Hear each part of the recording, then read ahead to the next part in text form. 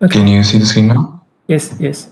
Okay, so the last speaker today is Satvik Singh. He's a PhD student at Cambridge working with Nilanjana Datta. Today he will talk about detecting positive quantum capacities of quantum channels. Okay, Satvik, please go ahead.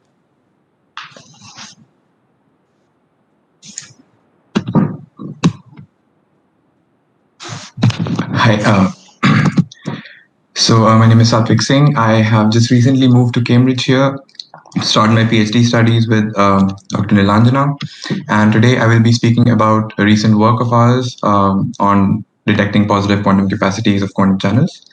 So before I begin, let me just quickly thank the organizers of this conference, setting up this wonderful online platform, and for giving me the opportunity to present my work here.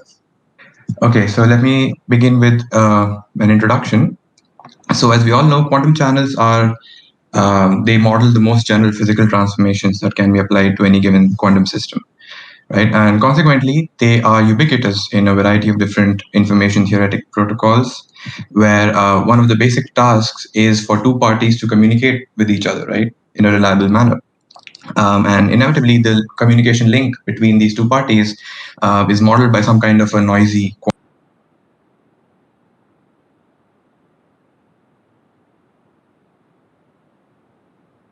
information can be sent through this channel in a reliable manner and in the limit of asymptotically many uses of the channel, where the rate is measured in bits per use of the channel.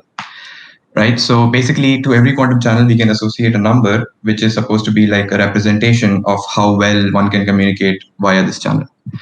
So it turns out that determining whether or not this capacity is non-zero for any given channel is a surprisingly difficult problem. Now we don't have any systematic procedure to determine whether or not any given channel has positive capacity, and this is like one of the fundamental open problems in information theory. And today, I will describe to you a simple yet powerful perturbative technique which can be used to solve this problem, at least partially. All right, so let me begin with some basic background. So a quantum channel is nothing but a linear map between matrix algebras. So everything is going to be finite dimensional in this talk, and completely positive and trace preserving, right? Two quantum channels are said to be complementary to each other if there exists an isometry V from the input space to the combined output environment space, such that the action of the channel and that of its complement are retrieved by first isometrically embedding the input into the output environment space, and then by tracing out the environment and the output systems respectively. Right. So basically, the idea here is that the complement of a channel is modeling the loss of information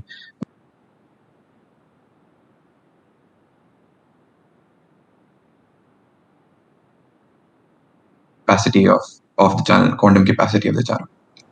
Right. So we have this main seminal result in information theory. This is the Lst theorem. It gives us a formula to determine the capacity of any given channel, and the formula basically relates the capacity with some entropic expressions involving the channel. Let's try to break this down a bit. So at the base, we have this quantity called the coherent information of a state rho through the channel phi.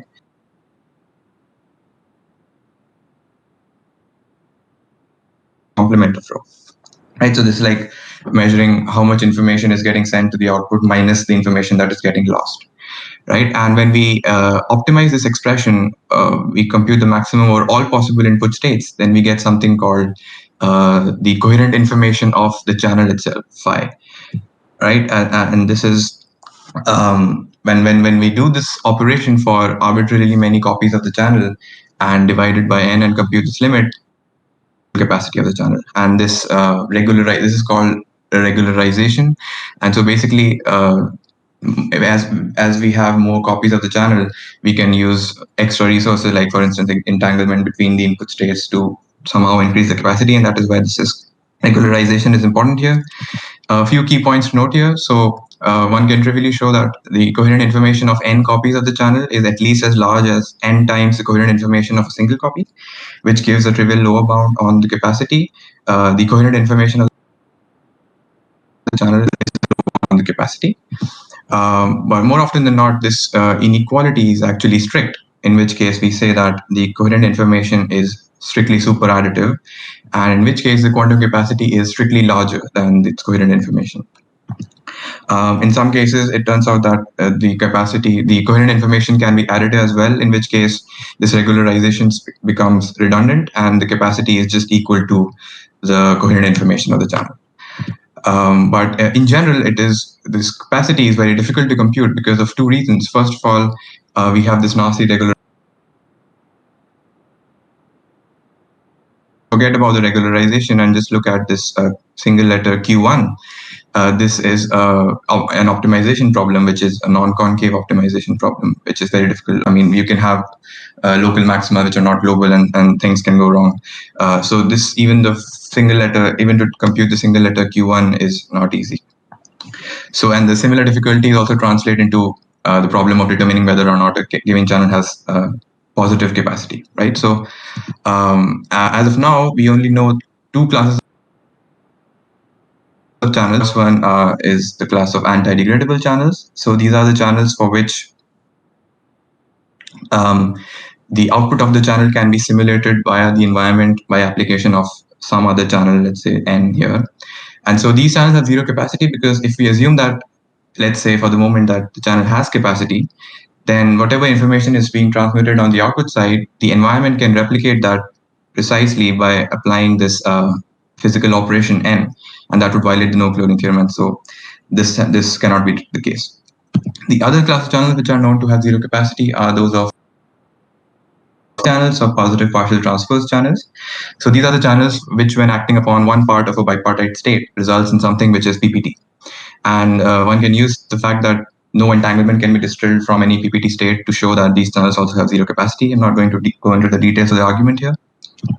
And there is another interesting class of channels called the entanglement breaking channels, which lie in the intersection of these PPT and anti-degradable classes. So that entanglement breaking channels, these are the channels which, when acting upon one part of a bipartite state, results in a separate, right? So this is the kind of picture that we have. We have PPT channels, anti-degradable channels, and entanglement breaking channels, which are strictly contained within the intersection. And these are the only classes of channels that we know have zero capacity. And this question mark here is, it represents the fact that as of now, we don't know whether there exists a channel which is neither PPT nor anti-degradable, but still has zero capacity. Okay, so let me come to our results now. Let me begin with a simple lemma. So for any given channel, phi C, it can be easily shown that no matter what the input state is, if it is pure, then both phi of psi and phi complement of psi have identical non-zero eigenvalues. And that is why if we look at the coherent information of a state rho through any given channel phi, this is going to be zero if the input is any pure state, right? Because the two entropies are going to be equal because the eigenvalues are the same. And this implies that when we do the optimization over all possible input states, the coherent information is at least non-negative. But the question is whether it is strictly positive, right?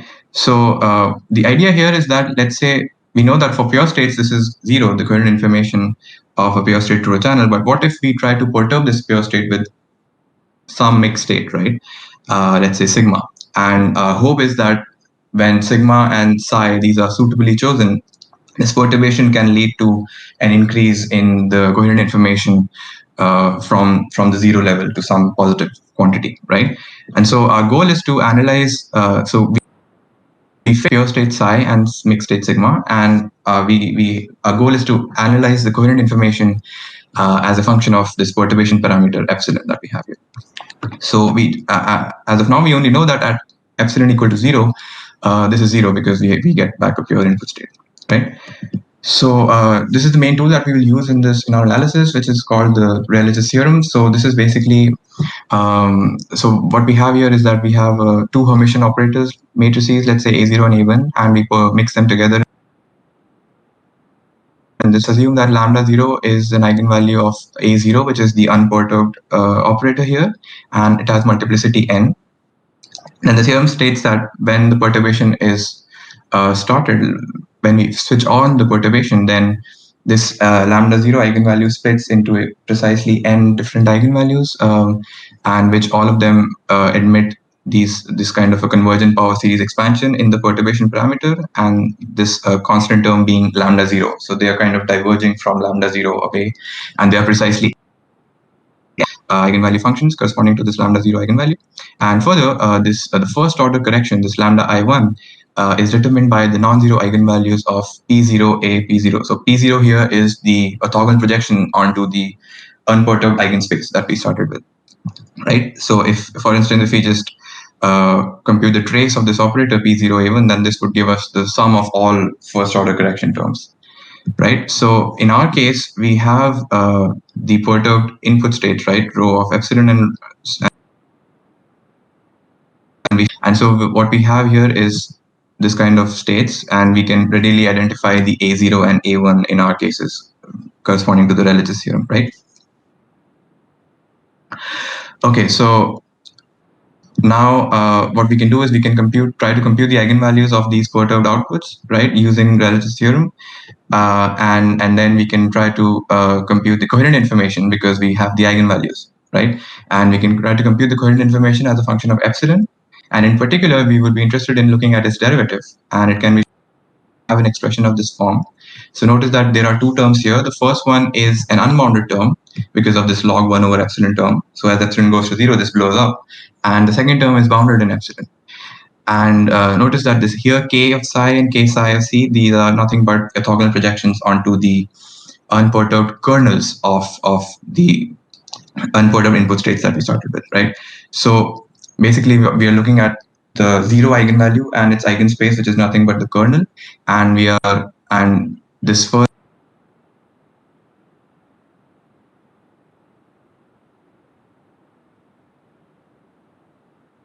observation is switched on, right? And from Religious Theorem, we know that this tracial expression is nothing but the sum of the first order rates at which the 0 eigenvalue of the unperturbed output changes when we perturb it with phi of sigma, right? Similarly for the complementary side. And so we can readily infer from this expression that if, let's say, the quantity in the brackets is positive, then if we can go to small enough values of epsilon so that the first term dominates the second one, and so we get something positive, right?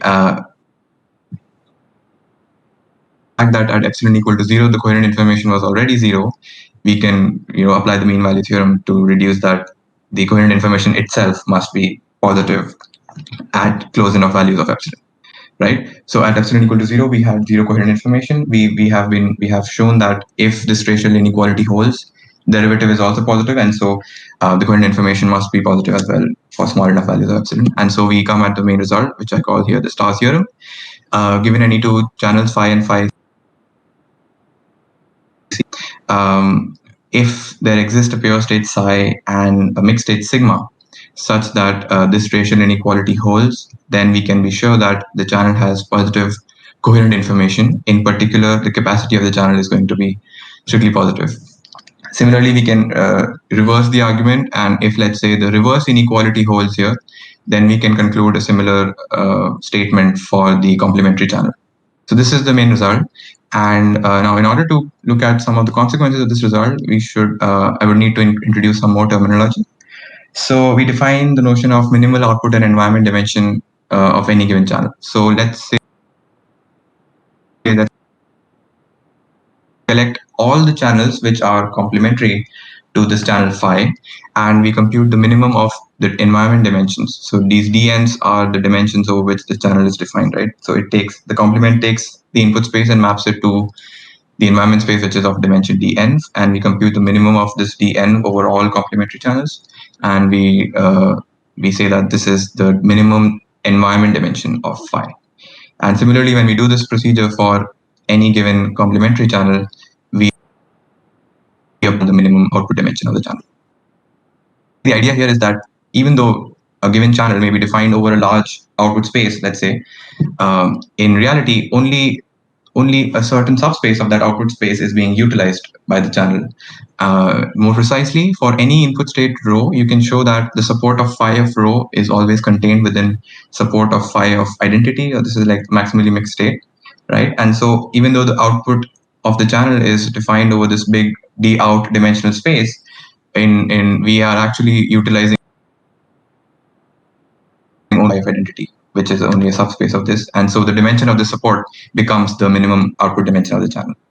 So we have this important lemma. So this basically gives us a formula to compute the minimal environment and minimal output dimension of any given channel. So the minimal environment dimension is nothing but the rank of the Choi matrix of the channel, which is further equal to rank of the phi rank of the state, which you get when phi complement acts on the maximally mixed state. Similarly, the minimum output dimension is the Choi rank of the complementary channel, rank of phi of identity. Right. So now that we have the notion of output and environment dimensions, minimal output and environment dimensions, we can utilize them in order to compute capacity. So whenever we are computing capacity of any given channel, we can, without loss of generality, assume that the channels are always minimally defined, in the sense that the output dimension is equal to the minimum one, and the environment dimension is also equal to the minimum one.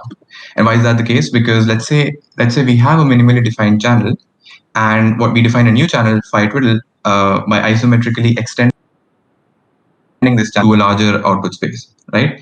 And when we do that, it is easy to see that any channel which is complementary to the original channel is still complementary to this new phi twiddle.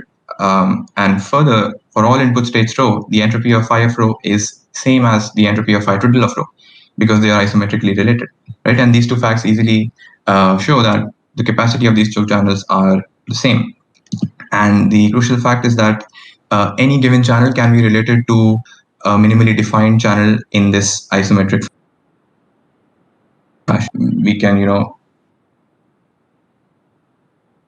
minimally defined to begin with, right? Okay, so here's the idea. So let's recall what we had in the Star Theorem, right? So we saw that whenever, let's say, if there exists a state, pure state psi and a mixed state sigma, such that this racial inequality holds, then we can be sure that the coherent information of the complement is strictly positive, right? So let's say that we have a channel phi, and we have an arbitrary pure state which we feed in as the input. So it can be shown is always going to be less than or equal to the minimum of these two numbers, which are nothing but the minimum output and the minimum environment dimensions of the channel. And why is that the case? Well, because we have seen that on the output side, the maximum rank that one can achieve is nothing but the minimum output dimension of the channel, right? And similarly, on the environment side, the maximum rank that one can have is the minimum environment dimension of the channel. And further, these actually the rank of phi of psi and rank of phi complement of psi are equal, because we have seen that they have same identical non-zero, right? And so this bound can be easily reduced. So what we now do is we assume that, let's say, the channel is minimally defined. So d out is equal to d star out, dn is d star n. And further, we assume that there exists a pure state psi which gets mapped to the maximum rank output state, right? So this inequality gets saturated, and we have this equality, which in this case, the minimum here becomes d out because of this because the output is strictly less than the environment dimension. So once we assume all of that, the kernel of phi of psi is 0, right? Because phi of psi is a full rank state on the output. But on the environment side, the kernel, will have some non-zero kernel, because the environment is strictly bigger than the output space, and the rank of both phi of psi and phi complement of psi are same.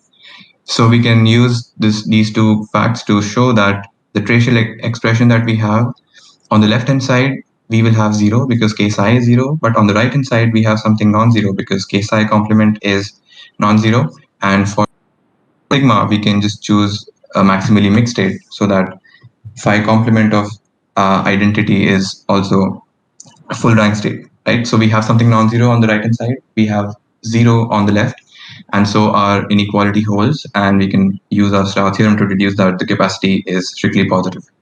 In particular, the coherent information is positive.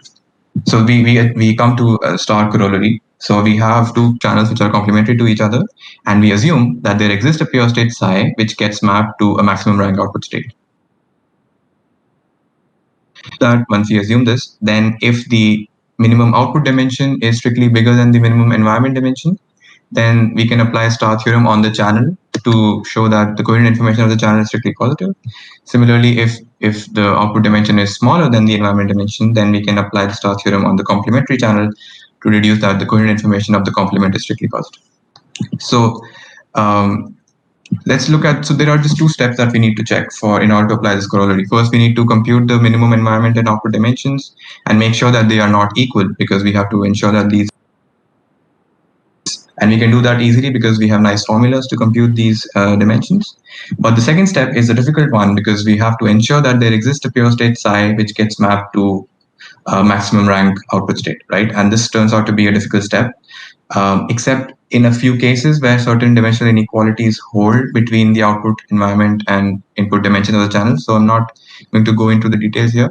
You can look up the paper in order to know more about this. But the point is that in general, the second step is the difficult one, because it is not easy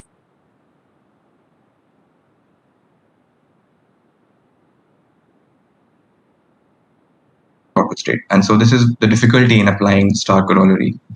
But it turns out that this pure state exists for almost all channels.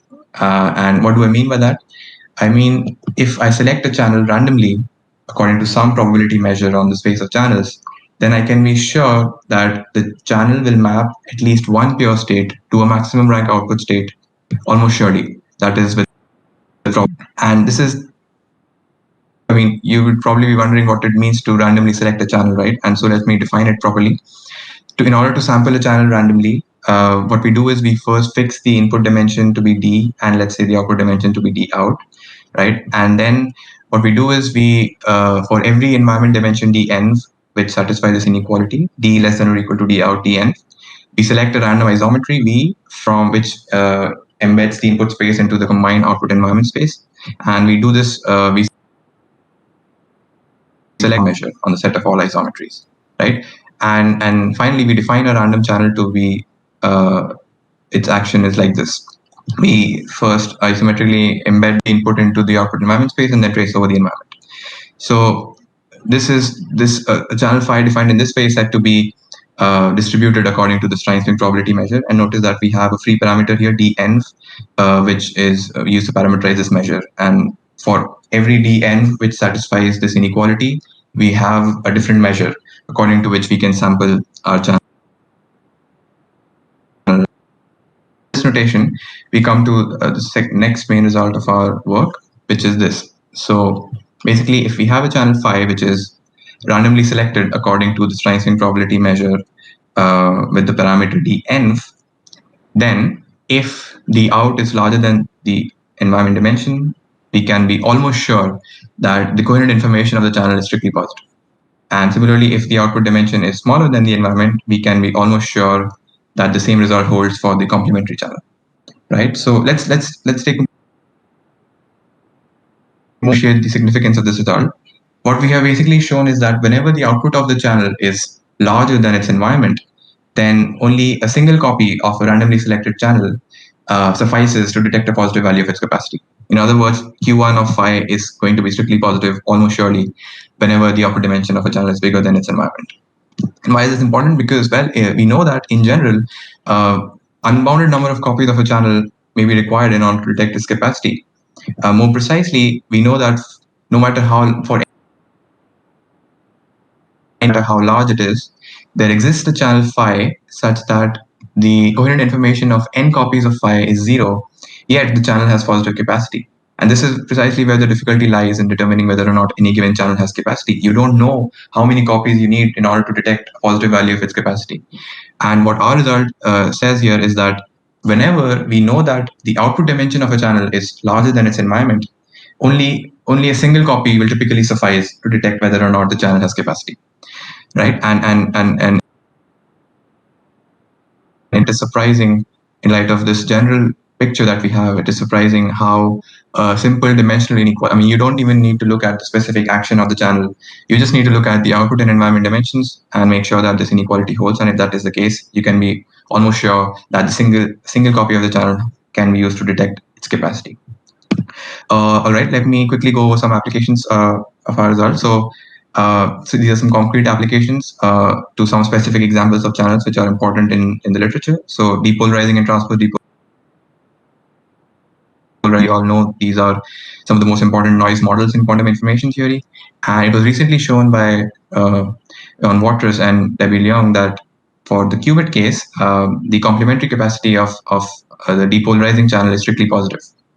And this is true for all p greater than 0. This is the parameter value within which these channels are CPTP, right? And we can apply our results to extend this qubit result to hold for arbitrary dimensions, and not only for the depolarizing channel but for the transpose depolarizing channels as well. So we have this result here for arbitrary, like for depolarizing and transpose depolarizing channels defined over arbitrary dimensions. Any complementary channel to the depolarizing channel has positive capacity whenever this p is greater than 0. And similarly, on the transpose side, whenever q is strictly less than its extreme value d over d minus 1, any complementary channel to the depolarizing channel has positive capacity. And for the extreme end, let's say if q is equal to d over d minus 1, we get what is called Warner-Halevo channels. And for these channels, we have managed to show that whenever the input dimension, the d is greater than or equal to 4, these channels also have positive complementary quantum capacity. We can apply our results to Schur multipliers as well. So these are the channels which are parameterized by a positive semi-definite matrix with ones on the diagonal. The action is basically entry-wise multiplication of the input with this matrix B. And so basically we are leaving the diagonal invariant and reducing the magnitude of the off-diagonal entries. So this is like a decovariant type of action. And it is known that any complementary channel to Schur multipliers are all entanglement breaking. So the complementary capacity is 0. There's nothing to show here, but the capacity of the channel themselves, it is difficult to compute. It is at least known that these channels are something called degradable. So the coherent information is at least additive, but still we have the problem of determining whether or not this is 0 or right. And so we have managed to show that this capacity is 0 for any dephasing channel. It has 0 capacity if L itself is entanglement breaking, which is further equivalent to saying that the B matrix is equal to identity. Other examples, we can apply our results to Pauli channels, generalized Pauli channels. We can also apply these results can be applied to amplitude damping, multi-level amplitude damping channels as well. Okay, so to conclude, let me just say that the problem of determining whether or not any given channel has positive capacity is very difficult. We have tried to solve this problem by developing a simple this technique can be applied to lots of different examples of channels which are important in literature. And one important consequence of our result is that whenever the output of a channel is larger than its environment, we can be almost sure that only a single copy of the channel suffices to detect whether or not the channel has positive capacity. Right. Oh, and I forgot. Let me quickly mention that this star corollary that I mentioned earlier, this was also obtained by in an early paper in 2020 by using some slightly different means. So our work is basically like an extension or a build up on that work. I forgot to mention this earlier. Sorry about that. Okay, I guess I should conclude now. Thank you for your attention, and I'd be happy to answer any questions that you guys might have. Okay, thank you, Satvik, for this very impressive work. Any questions from the audience?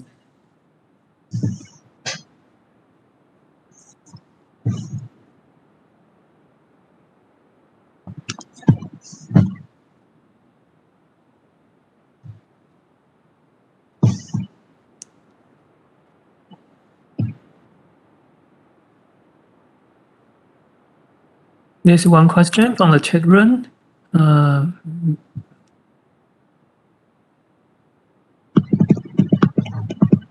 you tell about the paper, the Davis paper? Yeah. So basically, in that paper, they qubit depolarizing channel. They analyze the coherent information of that channel in some detail, and they basically show that whenever the parameter defining the depolarizing channel is strictly bigger than 0, the channel has positive complementary capacity. So that is true only, they show it only for the qubit case, and we have managed to extend it to arbitrary dimensions for any d, and not only for the depolarizing channel, but depolarizing channels as well. So let me just quickly show you the references. I think, yeah, this is the paper. It's titled On the Complementary Capacity of the Depolarizing Channel. I forgot to show the references also earlier. So here are the references. Okay. So for your Star Theorem, so you have to test all pure states, kit psi, and the density operator sigma. So how do you test for all possible pure states and density operator sigma? Yeah. So in order to apply the Star Theorem, you have to ensure, or you have to find if there exists pure state psi and some other state sigma which satisfy this kind of a tracial inequality. And this can be a daunting task, I admit. But so this depends on what channel you're considering and if you have any symmetries of the channel. So for instance, for the Werner level channel, since it is like covariant under the action of the unitary group, employ that symmetry in order to find such states sigma and psi for which this inequality holds. But in general, this can be a difficult task to make sure that such states exist for any given channel. And that is why the corollary that I mentioned later, the star corollary, it's a bit easier to apply, because here you just need to compute the dimensions and make sure that they are not equal. But still, the second step is still is the difficult one, where you have to ensure that there exists a state psi, which gets mapped to make output state. Okay. Some troubles here, like say some technicalities which need to be taken care of when applying this theorem. Yeah. Okay. There's a question from Canvas. Is it possible to relax the condition that D out greater than D environment at the cost of increasing N? Yeah, so this is an interesting question. So, so as of now, we know that whenever the output dimension is bigger than the environment dimension, we can be almost sure that itself we have capacity, right? And so the idea would be to we have to get rid of this almost surely condition, and let's say that we allow many copies. Let's say we allow large n, and if can we be sure that whenever d out is greater than dn, at some level n we will have capacity, and we can get rid of this almost sure criterion. We don't need to deal with random channels. We just whether can we say for certain that it will have capacity. I mean, not at the n equal to 1 level, because that is not true, but let's say at some higher level. So yeah, that is an open problem, and we are looking into it, but yeah, we don't know the answer as of now. I hope that's what you were trying to ask, right? Okay. Any questions?